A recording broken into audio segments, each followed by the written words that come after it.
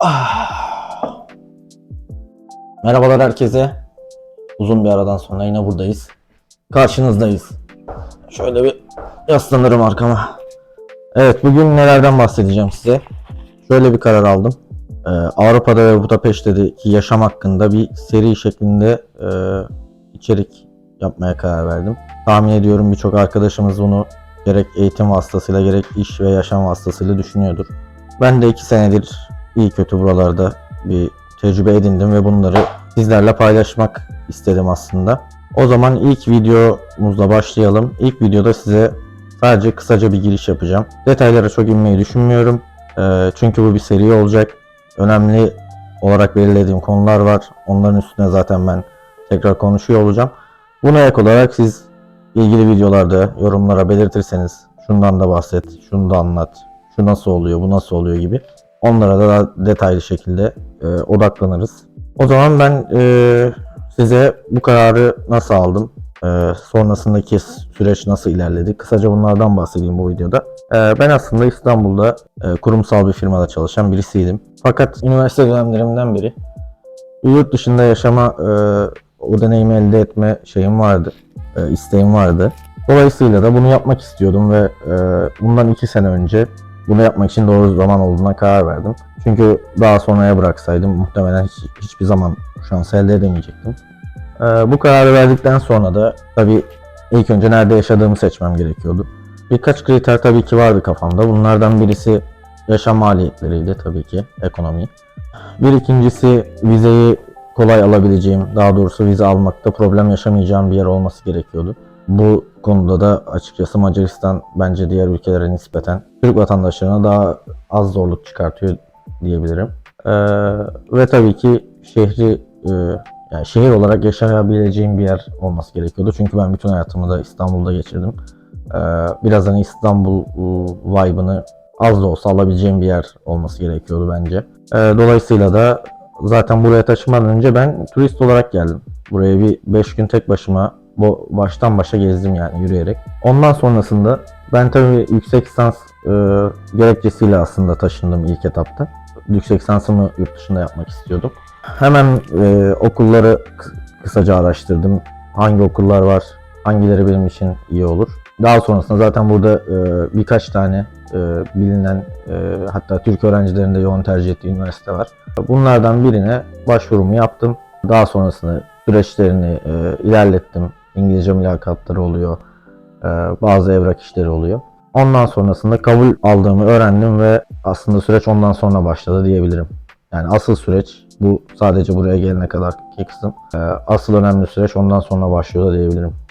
Tabii buraya gelirken ilk etapta birçok öğrenci, Türk öğrenci olsun, başka ülkelerden de gelen birçok öğrenci yurt tercih ediyor. Çünkü yurt hem vize alma süreçlerinde kalacak yer evrakını size temin etme konusunda kolaylık sağlar. Hem ilk etapta ev kiralamak vesaire çok kolay değil. Bambaşka bir ülkedesiniz çünkü.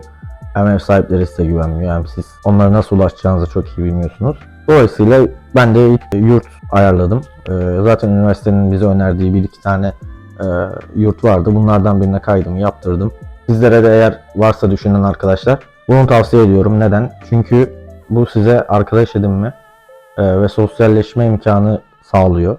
Herkes için çok kolay olmuyor. Yani yeni bir ülkeye geldim, hadi hemen kaynaşayım milletle, işte şey yapayım, arkadaş edineyim, dışarı çıkayım, onu yapayım, bunu yapayım.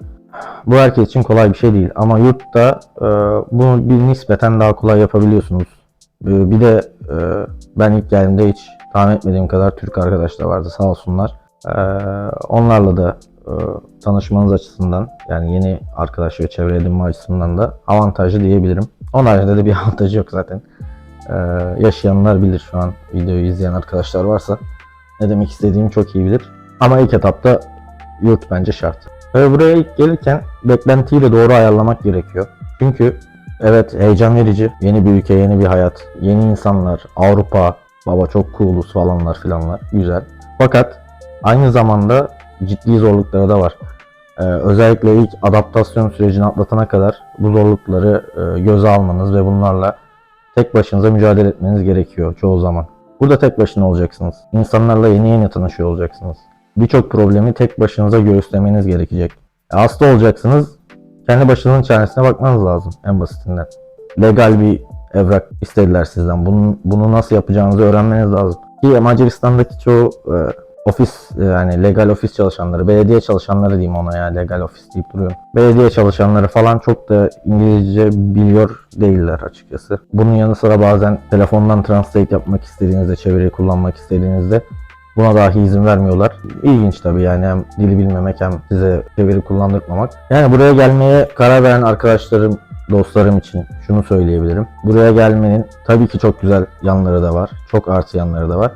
Fakat negatif yanları olduğunda göz ardı etmeyin. Çünkü uzaktan bakıldığında çoğu zaman şöyle görülebiliyor. Ulan Avrupa'dasın işte, ne güzel takılıyorsun, hayatını yaşıyorsun vesaire vesaire. Evet, uzaktan belki ben de Türkiye'de olduğum dönemde bir tık böyle görüyordum. Fakat burada olmanın da kendine has zorlukları var. Bunu bir kere bilerek gelelim buraya. Ya da başka bir ülkeye, yani illa burası şart değil. Fakat aynı zamanda şunun bilincinde de olmak lazım. Herkes için söylüyorum, bunlar aşılamayacak zorluklar asla değil. Bu arada ben tabii işin eğitim vasıtasıyla gelme kısmını anlatıyorum. Yani iş vasıtasıyla geldiğinizde belki bazı süreçlerde değişik oluyordur.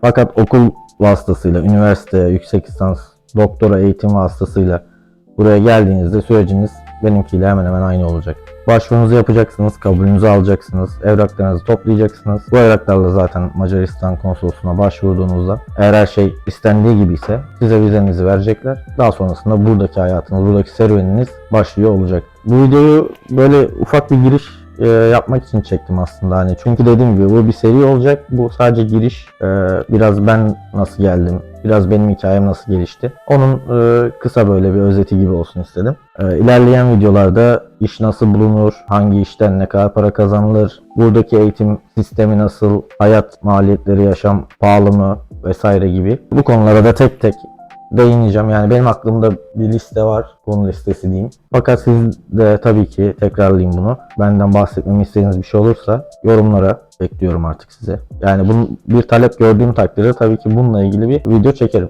Hiçbir sorun yaşamayız o konuda. Bunun haricinde sizden destek rica ediyorum tabii ki tekrardan. Eğer beğendiyseniz lütfen like butonuna basın. Herhangi bir yorum veya eleştiri veya katkı, ne derseniz bunları da yorumlarda belirtmenizi istiyorum. Onun haricinde kanala da bir de abone olursanız var ya, sizden kralı yok. Sonrasında zaten muazzam işler yapacağız. Bana güvenin ya. Ben size güveniyorum, siz de bana güvenin. Evet, yeter herhalde bu kadar bugünlük. Daha çok işim var çünkü. Tez dönemindeyim. Şimdi tezimle ilgili çalışma yapmam lazım. Araba full kar hala. Henüz temizleyemedim. Onun temizliği var. Yarın işe güce gideceğiz. Evi toparlamam lazım falan filan derken bir sürü işim var. Hatta arabayı temizlerken belki Reels patlayabilir ya. Reels patlayabilir. Bakacağım ya, onu becerebilirsem, çünkü çok kamera işlerinde iyi değilim ama becerebilirsem bir Reels'ta patlatabilirim. Evet, benden bu kadar. Çayım da soğumadan ben bunu bir içeyim. Bir sonraki videoda görüşürüz. Video sıklığını arttırmayı düşünüyorum. Haftada 2 video yapmaya çalışacağım. Çok kolay değil, inanın bana. Bir yandan yüksek lisans, bir yandan iş, bir yandan işte videolar derken gerçekten bayağı bir yoruluyorum aslında. Ama bir şekilde bunu sağlamaya çalışacağım. Siz de bana destek verirseniz çok mutlu olurum. Herkese çok selamlar. Öpüyorum. Hoşça kalın. Bay bay.